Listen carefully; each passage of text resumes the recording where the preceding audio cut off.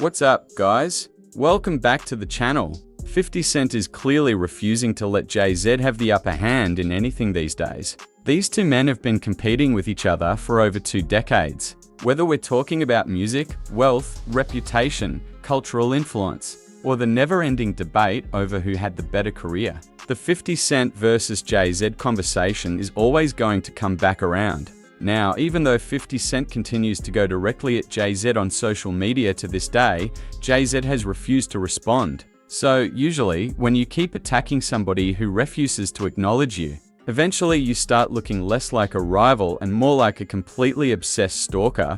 We see Dame Dash doing this constantly, jumping on different platforms and talking about Jay-Z every single day. Honestly, it has reached the point where I feel like Dame is running out of things to say. The man recently gave an interview in which he criticized Jay-Z for being in love with Beyonce. I'm not even exaggerating, guys. It just seemed very obvious that the hair thing really fucked with him, because he had, a scripted Beyonce in his hair twice.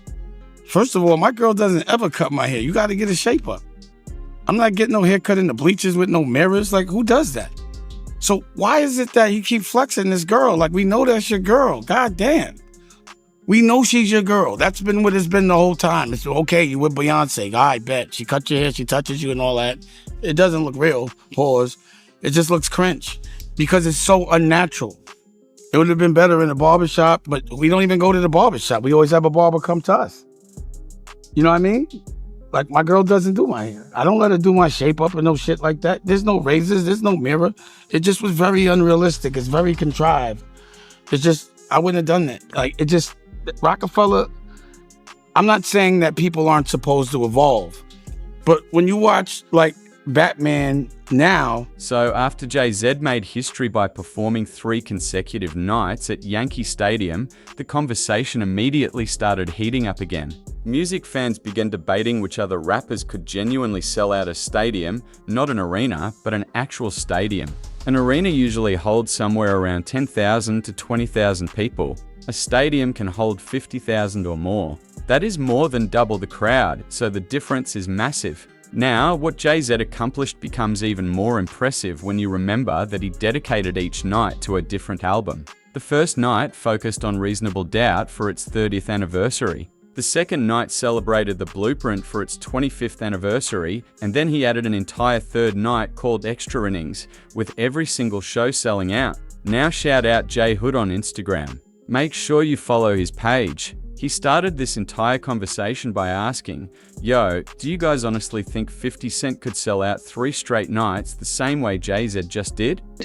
I seen a post that asks, "Do you think 50 Cent could sell out Yankee Stadium 3 nights back to back to back like Jay-Z just did?" And me personally, I don't think he can, man. Don't get me wrong. I know how big of an impact Get Rich or Die Trying had internationally, but I just don't know if the whole New York is pulling up for 350 Cent shows, man. And I could be totally wrong, but like I said, that's my personal opinion. Let me know what you guys man. So earlier today, I posted up a video stating that I personally didn't know if 50 Cent could sell out Yankee Stadium 3 nights in a row like Jay-Z just did. I said that I know the international impact that Get Rich or Die Trying had and all that, but I don't know if niggas from NYC will pull up for 3 nights in a row for it.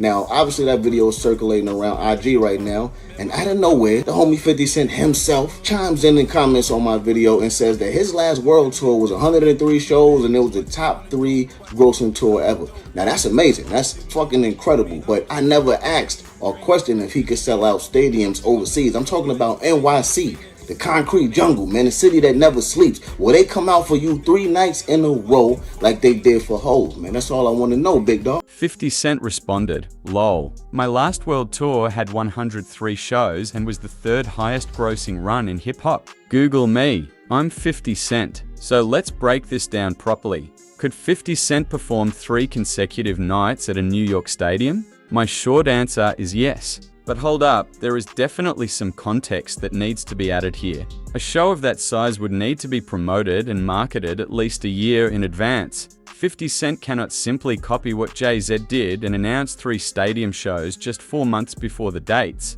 He cannot just show up in February, announce the concerts, and expect every ticket to disappear instantly. That probably is not happening.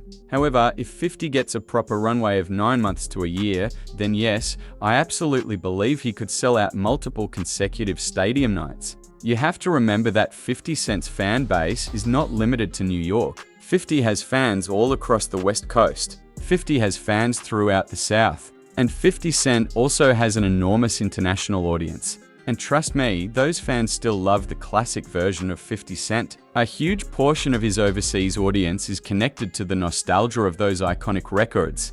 And those fans are willing to spend money. So, in the same way American fans travel to London and Paris to see Jay-Z perform, you better believe international fans would be flying into New York to watch 50 Cent take over a stadium. And that is before we even talk about the special guests 50 could bring out. Jay-Z was able to bring out major names like Eminem, Fat Joe, Beyonce, and Rihanna, artists who still have massive fan bases even if they are not constantly touring anymore. 50 Cent, just like Jay-Z, has enough connections and star power to create a major event around those shows. And you already know Eminem fans go absolutely insane whenever he appears. So now you are not only talking about 50 Cent fans from across the United States, but you are also talking about his international supporters, plus the fans of every major artist who could appear on that same stage. And listen, it does not stop there. If you remember, back in 2023, during the final lap tour, 50 Cent sold out 2 nights at Barclays Center. So just imagine what could happen if he properly planned an actual stadium run. Maybe one night is dedicated to Get Rich or Die Trying.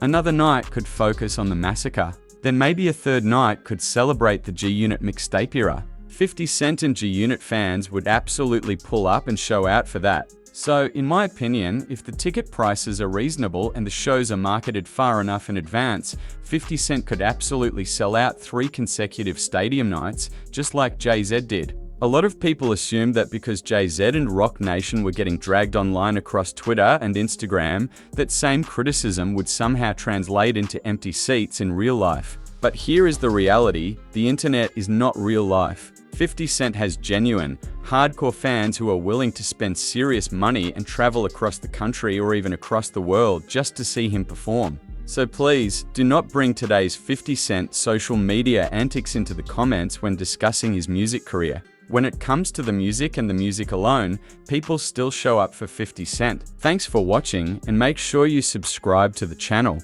40,000 in 1 week. Worldwide.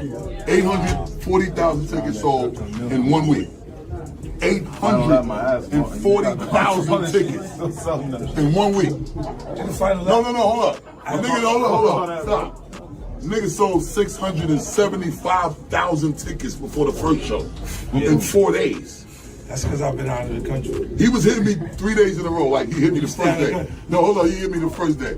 Hey, yo, Bus, we sold 200.